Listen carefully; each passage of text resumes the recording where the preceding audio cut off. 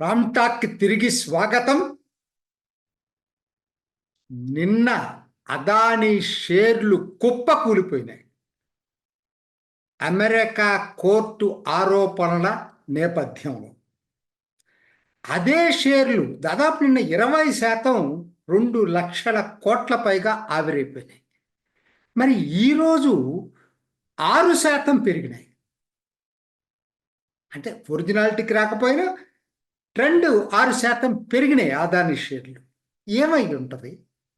ఒక్క రోజులోనే ఇన్వెస్టర్స్లో అంత మార్పు ఎందుకు వచ్చింది? అది తెలుసుకునే ముందు అసలు మీరు ఒక్కసారి అదానీ సామ్రాజ్యం ఏంటో చూడండి. వ్యాపార సామ్రాజ్యం నేను స్లైడ్లో ఇచ్చాను. అదానీ వ్యాపార సామ్రాజ్యం ఎలా ఉంది, ఏమేమి సెక్టర్స్లో ఉన్నాయి మీరు ఒక్కసారి చూస్తే అన్ని మౌలిక రంగాలు, పోర్ట్లు, ఎయిర్పోర్ట్లు, సిమెంటు, ఒకటి కాదు మీరు చూసుకోండి. మొత్తం ఆ లిస్ట్ చూస్తే ఏంటంటే అసలు విద్యుత్ ప్రాజెక్టులు, మీకు అన్ని మౌలిక రంగాలే ప్రధానంగా ఆయన. సో ఇది దీన్ని మనం ఎప్పుడు దృష్టిలో పెట్టుకోవాలి అదానీ విషయంలోకి వచ్చేటప్పటికి. ఎందుకంటే రిస్క్తో కూడుకున్నటువంటి వ్యాపారాలు లేవు, చాలా తక్కువ. ఆయన వ్యాపారాలు ఎప్పుడు క్యాష్ ఫ్లో ఉండేటువంటి వ్యాపారం. అది ఆదాయం వస్తూనే ఉంటుంది దాంట్లో. అది అదే టైంలో క్యాపిటల్ ఇన్సెంటివ్ ఎక్స్పాన్షన్ చేయాలంటే మాత్రం క్యాపిటల్ చాలా ఎక్కువ కావాల్సినటువంటి ఇండస్ట్రీ. అది క్లుప్తం కాదండి. స్టాక్లో ఇన్వెస్ట్ చేసేవాళ్ళు మనకన్నా తెలియగలరు, అది మర్చిపోవద్దు.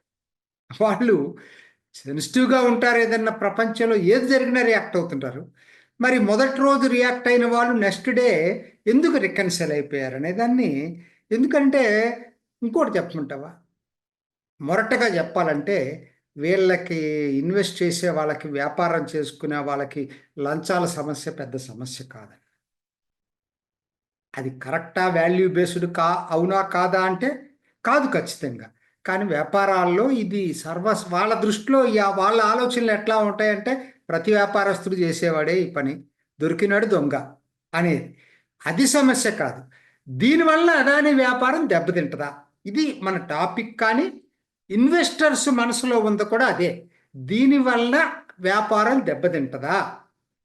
మరి ఎందుకు పుంజుకున్నాయి నెక్స్ట్ డే అంటే వాళ్ళకి ఇదేదో పోయినసారి హిడెన్బర్గ్ లాగా అంత అది చానాలు పట్టింది తిరిగి పుంజుకోవటానికి. ఇది వెంటనే నెక్స్ట్ డేనే రివర్స్లోకి ఎందుకు వచ్చింది అంటే ఒక్కసారి మీరు 2-3 పాయింట్స్ చూద్దాం మనం. మొదటిది అన్నిటిగా అసలు అమెరికన్ బ్రూక్లిన్ కోర్టు అసలు అదేంటి ఆ వ్యవహారం చూద్దాం. ఇప్పుడు వాళ్ళు తీసుకున్నటువంటి 2 సంవత్సరాలు దర్యాప్తు చేసి వాళ్ళు ఇచ్చినటువంటి నివేదిక ఏంటి అంటే అది ప్రాథమిక నివేదిక. ప్రాథమిక నివేదిక. ఆ నివేదికలో ఎక్కడా మెటీరియల్ సపోర్ట్ లేదు, ఎవిడెన్స్ లేదు. ఎక్సెప్ట్ ఏదో సెల్ ఫోన్లో పేర్లు రాసుకున్నారనో, లేకపోతే సమ్మరీగా ఇంత ఇచ్చారని ఏదో చేశారనో వినీత్ జైన్. ఈ తప్పితే మెటీరియల్ ప్రూఫ్ ఇవ్వాల. అది మనం మర్చిపోవద్దు. కోర్టులకి ఎప్పుడు కూడా evidence is very very important. Strong evidence ఉన్నప్పుడే, పర్టికులర్గా అమెరికా లాంటి చోట్ల ఎక్కడైనా, లేకపోతే అది అంత తేలిక కాదు. రెండోది, ఇప్పట్లో ఇది జరిగే పనే కాదు. ఎందుకంటే మెటీరియల్ ప్రూఫ్ కావాలా, మనీ ట్రయల్ కావాలా, ఇవన్నీ జరగాలి. ఈ లోపల రాజకీయ పరిణామాలు మారుతాయి అమెరికాలో. కేవలం 2 నెలలే ఇతను ఉండేది బైడెన్. అక్కడి నుంచి, ఎందుకంటే అటార్నీస్ కూడా ఎవరు అపాయింట్ చేస్తారు? మన భారత న్యాయ వ్యవస్థ వేరు, అమెరికా న్యాయ వ్యవస్థ వేరు. అక్కడ వేలాది ఆ నియామకాలు కొత్తగా అధ్యక్షుడు వచ్చిన తర్వాత ఆయన నియమిస్తాడు. కన్జర్వేటివ్లు అందరు నియమిస్తుంటాడు ఆయన.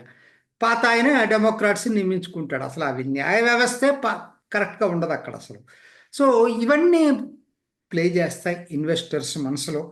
ఒకవేళ నిజంగా ఆరోపణలు రుజువు చేయగలిగే పరిస్థితి వచ్చినప్పుడు కూడా కోర్టుల్లో ఉన్నటువంటి అవకాశం అమెరికాలో ఏంటంటే అవుట్ ఆఫ్ కోర్ట్ సెటిల్మెంట్ చేసుకోవచ్చు. ఆ క్షణంలో కూడా తప్పును ఒప్పుకోకుండానే, గిల్ట్ని యాక్సెప్ట్ చేయకుండానే మీకు అదేంటో డిస్క్లోజ్ చేయకుండానే ఈ మొత్తం మీద సెటిల్మెంట్ చేసుకునేటువంటి అవకాశం అమెరికా కోర్టులో ఉంది.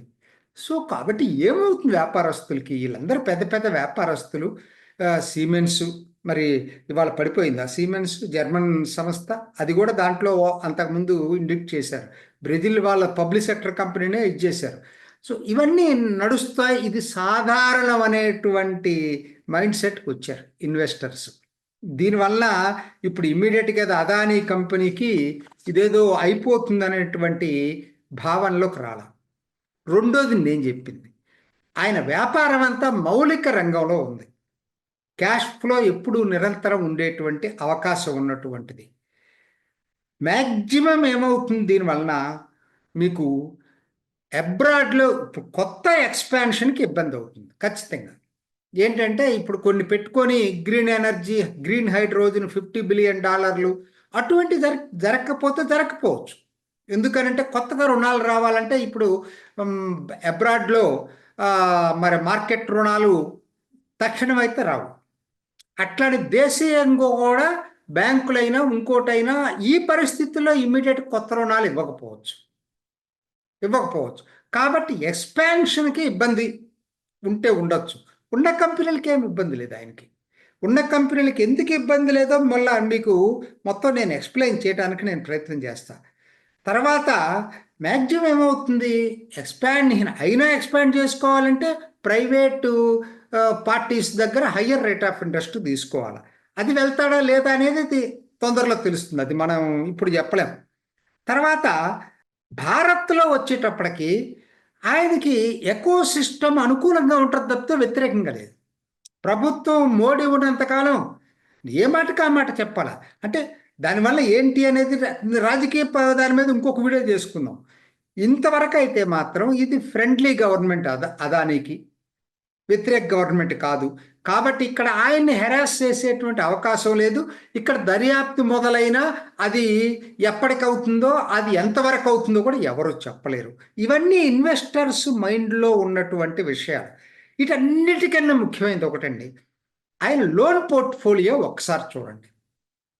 లోన్ పోర్ట్ఫోలియో మీకు నేను మళ్ళీ ఇంకొక స్లైడ్ ఇచ్చాను, చూసుకోండి.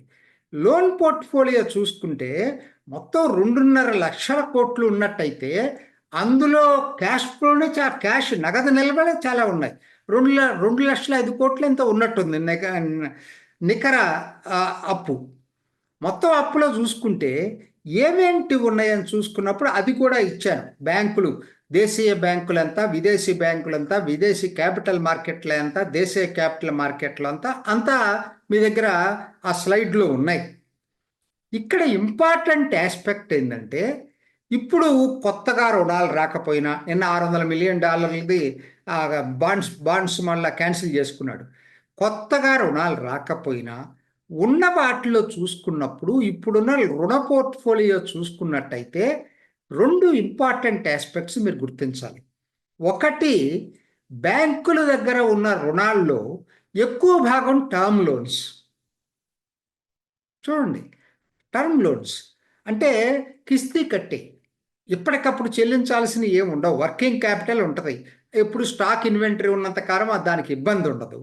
టర్మ్ లోన్స్ ఏంటి, అది నెలవారో క్వార్టర్లీనో వాళ్ళు ఎట్లా పెట్టుకుంటే అట్లా దాన్ని బట్టి చెల్లిస్తూ ఉంటారు. దానికి ఇబ్బందే లేదు, ఎందుకంటే క్యాష్ ఫ్లో ఎప్పుడు ఉంది. ఇప్పటికే 50,000 కోట్లకు పైగా క్యాష్ నిల్వలు, నగదు నిల్వలు ఉన్నాయి ఆయనకి. లిక్విడిటీ ఉంది, కంపెనీకి ఫుల్ లిక్విడిటీ ఉంది. కాబట్టి దానికి ఇబ్బంది కూడా ముందు లేదు.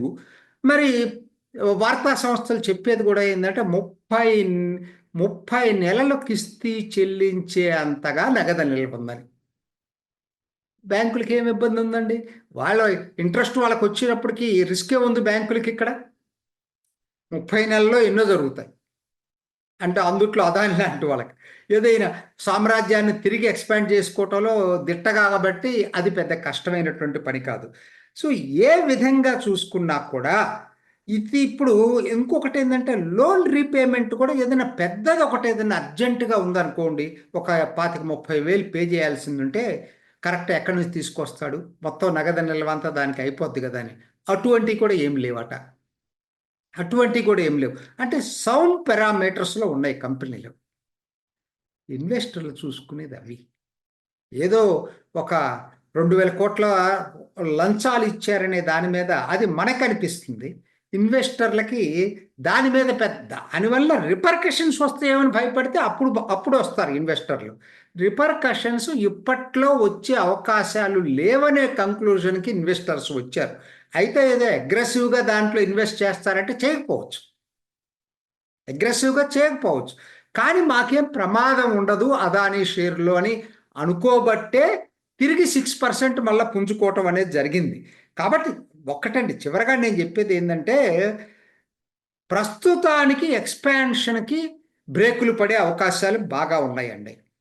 ఉన్న వ్యాపారానికి మాత్రం పెద్ద ఇబ్బందులు ఉండకపోవచ్చు, ఉంటాయి, చిన్న చిన్న బ్రేక్స్ ఉంటాయి, కానీ పెద్ద ఇబ్బంది ఉండకపోవచ్చు. ఇది ఇన్వెస్టర్స్ మనోగతంగా నాకు అర్థమవుతుంది. ఇది ఈనాటి రామ్ టాక్. ఇంకొక ఎపిసోడ్లో మళ్ళా కలుసుకుందాం. నమస్తే. చూసారు కదండి, మరి ఈ వీడియో కనుక మీకు నచ్చినట్లయితే ఒక లైక్ కొట్టేసి మీ అభిప్రాయాన్ని కూడా కామెంట్ బాక్స్లో తెలియజేస్తూ ఇలాంటి ఇంట్రెస్టింగ్ అప్డేట్స్ కోసం మా ఛానల్ని సబ్స్క్రైబ్ చేసుకోండి.